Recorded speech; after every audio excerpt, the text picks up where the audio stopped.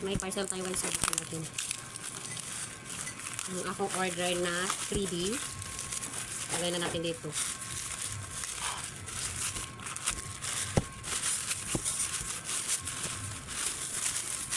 Wow.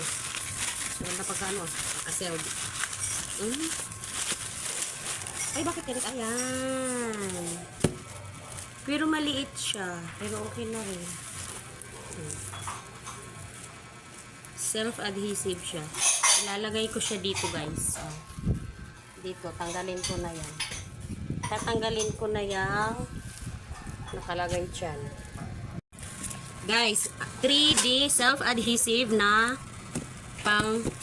pangdikit kung saan-saan sa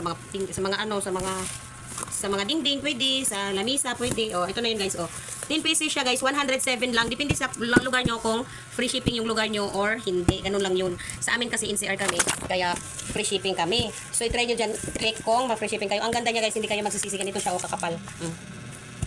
Ilalagay ko na lang dyan sa yellow basket. Click nyo na lang dyan. Check out na!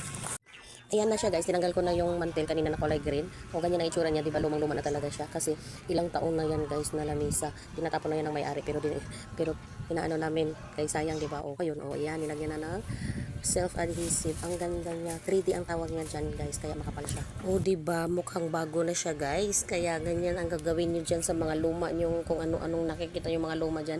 Takpan niyo na lang ng 3D adhesive, gaganda siya.